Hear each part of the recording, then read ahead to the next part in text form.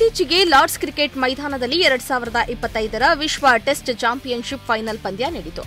ಅದರಲ್ಲಿ ಆಸ್ಟ್ರೇಲಿಯಾ ತಂಡ ದಕ್ಷಿಣ ಆಫ್ರಿಕಾ ವಿರುದ್ಧ 5 ವಿಕೆಟ್ಗಳಿಂದ ಸೋತಿತು. ಈ ಪಂದ್ಯದ 4ನೇ ಇನ್ನಿಂಗ್ಸ್ನಲ್ಲಿ ಆಸ್ಟ್ರೇಲಿಯಾ ಬೌಲರ್ಗಳ ಪ್ರದರ್ಶನ ಅಷ್ಟೊಂದು ಉತ್ತಮವಾಗಿರಲಿಲ್ಲ. ಇದರಿಂದಾಗಿ ದಕ್ಷಿಣ ಆಫ್ರಿಕಾ 282 ರನ್ಗಳ ಗುರಿಯನ್ನ ಸುಲಭವಾಗಿ ತಲುಪಿತು. ಇದರ ಮಧ್ಯೆ ಆಸ್ಟ್ರೇಲಿಯಾದ ಮಾಜಿ ವೇಗಿ ಮಿಚೆಲ್ ಜಾನ್ಸನ್ ವಿಶ್ವ ಟೆಸ್ಟ್ ಚಾಂಪಿಯನ್ಶಿಪ್ ಫೈನಲ್ಗೆ ಮೊದಲು ಐಪಿಎಲ್ಗೆ ಆದ್ಯತೆಯನ್ನ ನೀಡಲಾಗಿದ್ದಕ್ಕಾಗಿ ತಮ್ಮದೇ ಜೋಶ್ನಲ್ಲಿ ಹೇಜಲ್ವುಡ್ ಅವರನ್ನ ಟೀಕಿಸಿದ್ದಾರೆ. ಡಬ್ಲ್ಯೂಟಿಸಿ ಫೈನಲ್ಗಾಗಿ ಜೋಶ್ ಹೇಜಲ್ವುಡ್ ಆಸ್ಟ್ರೇಲಿಯಾದ ವೇಗದ ಬೌಲಿಂಗ್ ಸೆಟಪ್ನ ಭಾಗವಾಗಿದ್ರು. ಸ್ಕಾಟ್ ಬೋಲ್ಯಾಂಡ್ಗಿಂತಲೂ ಮೊದಲು ಅವರಿಗೆ ತಂಡದಲ್ಲಿ ಅವಕಾಶ ನೀಡಲಾಯಿತು. ಆದರೆ ಅವರು ನಿರೀಕ್ಷಿಸಿದಷ್ಟು ಪ್ರದರ್ಶನ ನೀಡಲು ಸಾಧ್ಯವಾಗಲಿಲ್ಲ. ಅಂತಿಮ ಪಂದ್ಯದಲ್ಲಿ ಅವರು ಕೇವಲ 2 ವಿಕೆಟ್ಗಳನ್ನು ಮಾತ್ರ ಪಡೆಯಲು ಸಾಧ್ಯವಾಯಿತು. ಹೇಜಲ್ವುಡ್ ಅವರ ಪ್ರದರ್ಶನವನ್ನ ನೋಡಿದ ನಂತರ ಮಿಚೆಲ್ ಜಾನ್ಸನ್ ಅವರ ಬಗ್ಗೆ ತುಂಬಾ ಅಸಮಾಧಾನಗೊಂಡಿದ್ದಾರೆ. ಡಬ್ಲ್ಯೂಟಿಸಿ ಫೈನಲ್ಗೆ ಮೊದಲು ಐಪಿಎಲ್ ಆಡುವ ಅವರ ನಿರ್ಧಾರ ತಪ್ಪಾಗಿದೆ ಎಂದಿದ್ದಾರೆ. ಜೂನ್ 20ರಿಂದ ಭಾರತ ಮತ್ತು ಇಂಗ್ಲೆಂಡ್ ನಡುವೆ 5 ಪಂದ್ಯಗಳ ಟೆಸ್ಟ್ ಸರಣಿ ಆರಂಭವಾಗಲಿದೆ. ಇಂಗ್ಲೆಂಡ್ನಲ್ಲಿ ನಡೆಯಲಿರುವ ಈ ಸರಣಿಗಾಗಿ ಟೀಂ ಇಂಡಿಯಾ ಭರ್ಜರಿ ಸಿದ್ಧತೆಯಾಗಿದೆ. ಇತ ಬಿಸಿಸಿಐ ಹಾಗೂ ಇಸಿಬಿ ಹೊಸ ಹೆಸರಿನೊಂದಿಗೆ ಭಾರತ ಮತ್ತು ಇಂಗ್ಲೆಂಡ್ ಸರಣಿಯನ್ನ ಮುನ್ನೆಲೆಗೆ ತರುವ ಸಿದ್ಧತೆಯಲ್ಲಿದೆ. ಇದರ ಭಾಗವಾಗಿ ಇಂಡೋ ಇಂಗ್ಲೆಂಡ್ ಸರಣಿಗೆ ತೆಂಡೂಲ್ಕರ್ ಆಂಡರ್ಸನ್ಸ್ ಟ್ರೋಫಿ ಎಂದು ಹೆಸರಿಡಲು ನಿರ್ಧರಿಸಲಾಗಿದೆ. ಇದಕ್ಕೂ ಮೊದಲು ಇಂಗ್ಲೆಂಡ್ನಲ್ಲಿ ನಡೆಯಲಿರುವ ಈ ಭಾರತ ಇಂಗ್ಲೆಂಡ್ ಟೆಸ್ಟ್ ಸರಣಿಯನ್ನ ಪಟೌಡಿ ಟ್ರೋಫಿ ಎಂದು ಕರೆಯಲಾಗುತ್ತಿತ್ತು. ಪಟೌಡಿ ಟ್ರೋಫಿಯನ್ನ ಮೊದಲ ಬಾರಿಗೆ 2007ರಲ್ಲಿ ಆಡಲಾಯಿತು. ಭಾರತದ ಕ್ರಿಕೆಟ್ ದಂತಕಥೆಗಳಾದ ಇಫ್ತಿಕಾರ್ ಅಲಿ ಖಾನ್ ಪಟೌಡಿ ಮತ್ತು ಮನ್ಸೂರ್ ಅಲಿ ಖಾನ್ ಪಟೌಡಿ ಅವರ ಗೌರವಾರ್ಥವಾಗಿ ಇಂಡೋ ಇಂಗ್ಲೆಂಡ್ ಸರಣಿಯ ಟ್ರೋಫಿಗೆ ಪಟೌಡಿ ಎಂದು ನಾಮಕರಣ ಮಾಡಲಾಯಿತು. ಬಿಸಿಸಿಐ ಇಸಿಬಿ ಇದೀಗ ಪಟೌಡಿ ಹೆಸರನ್ನ ತೆಗೆದು ಭಾರತ ಮತ್ತು ಇಂಗ್ಲೆಂಡ್ ಸರಣಿಗೆ ಸಚಿನ್ ತೆಂಡೂಲ್ಕರ್ ಹಾಗೂ ಜೇಮ್ಸ್ ಆಂಡರ್ಸನ್ಸ್ ಅವರ ಹೆಸರನ್ನಿಡಲು ನಿರ್ಧರಿಸಿದೆ. ಈ ನಿರ್ಧಾರದ ಬೆನ್ನಲ್ಲೇ ಸಚಿನ್ ತೆಂಡೂಲ್ಕರ್ ಬಿಸಿಸಿಐಗೆ ವಿಶೇಷ ಮನವಿಯನ್ನ ಮಾಡಿದ್ದು ಲೆಜೆಂಡ್ ಕ್ರಿಕೆಟಿಗರ ಪರಂಪರೆಯನ್ನ ಮುಂದುವರಿಸಬೇಕೆಂದು ಆಗ್ರಹಿಸಿದ್ದಾರೆ. ದಕ್ಷಿಣ ಭಾರತದ ಜನಪ್ರಿಯ ಸಂಗೀತ ನಿರ್ದೇಶಕ ಅನಿರುದ್ಧ ರವಿಚಂದರ್ ಮತ್ತು ಸನ್ ಗ್ರೂಪ್ಸ್ ಅಧ್ಯಕ್ಷ ಕಲಾನಿಧಿ ಮಾರನ್ ಅವರ ಪುತ್ರಿ ಹಾಗೂ ಸನ್ರೈಸರ್ಸ್ ಹೈದರಾಬಾದ್ ತಂಡದ ಸಿಇಒ ಕಾವ್ಯ ಮಾರನ್ ನಡುವೆ ಪ್ರೇಮ ಸಂಬಂಧವಿದೆ ಎಂಬ ಗಾಸಿಪ್ ಸೋಷಿಯಲ್ ಮೀಡಿಯಾದಲ್ಲಿ ಹರಿದಾಡ್ತಾ ಇದೆ.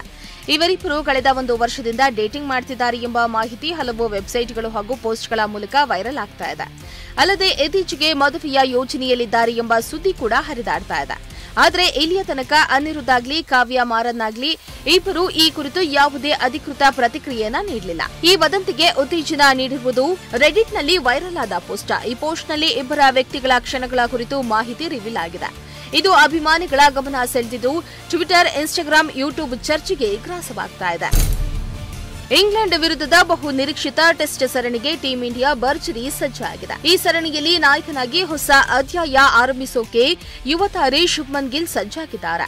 ಸರಣಿ ಆರಂಭಕ್ಕೂ ಮುನ್ನ ಟೀಂ ಇಂಡಿಯಾ ಫೋಟೋಶೂಟ್ನಲ್ಲಿ ನಾಯಕ ಶುಭ್ಮನ್ ಗಿಲ್ ಸ್ಪೆಷಲ್ ಶೂಟ್ ಅನ್ನ ಮಾಡಿದ್ದಾರೆ. ಆದರೆ ಈ ಶೂಟ್ ಒಂದು ಟ್ಯಾಗ್ಲೈನ್ ಕಾರಣದಿಂದಾಗಿ ಇದೀಗ ವಿವಾದದ ಕೇಂದ್ರ ಬಿಂದುವಾಗಿದೆ.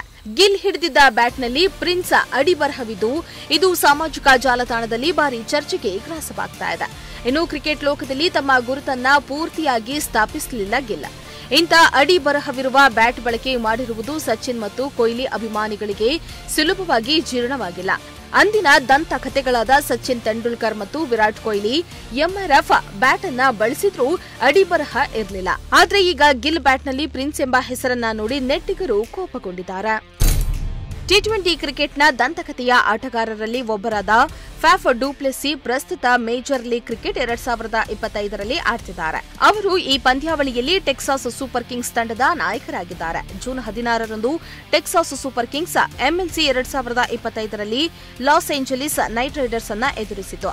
ಈ ಪಂದ್ಯದಲ್ಲಿ ಟೆಕ್ಸಾಸ್ ನಾಯಕ ಫ್ಯಾಫ್ ಡು ಪ್ಲೆಸಿ ಟಾಸ್ ಮಾಡಲು ಬಂದ ತಕ್ಷಣ ಇತಿಹಾಸವನ್ನ ಸೃಷ್ಟಿಸಿತು. ಇದು ಟಿ20 ಕ್ರಿಕೆಟ್ನಲ್ಲಿ ನಾಯಕನಾಗಿ ಫ್ಯಾಬ್ ಅವರ 200ನೇ ಪಂದ್ಯವಾಗಿತ್ತು. ಅವರು ಟಿ20ಯಲ್ಲಿ 200 ಪಂದ್ಯದಲ್ಲಿ ನಾಯಕತ್ವವನ್ನ ವಹಿಸಿದ ಮೊದಲ ದಕ್ಷಿಣ ಆಫ್ರಿಕಾದ ಆಟಗಾರ ಎಂಬ ಹೆಗ್ಗಳಿಕೆಗೆ ಪಾತ್ರರಾಗಿದ್ದಾರೆ. ಟಿ20 ಕ್ರಿಕೆಟ್ನಲ್ಲಿ ಅತಿ ಹೆಚ್ಚು ಪಂದ್ಯಗಳ ನಾಯಕತ್ವ ವಹಿಸಿದ ದಾಖಲೆಯನ್ನ ಎಂಎಸ್ ಧೋನಿ ಹೊಂದಿದ್ದಾರೆ. ಧೋನಿ ತಮ್ಮ ವೃತ್ತಿ ಜೀವನದಲ್ಲಿ 331 ಪಂದ್ಯಗಳ ನಾಯಕತ್ವವನ್ನ ವಹಿಸಿದ್ದಾರೆ. ರೋಹಿತ್ ಶರ್ಮಾ 2ನೇ ಸ್ಥಾನದಲ್ಲಿದ್ದಾರೆ.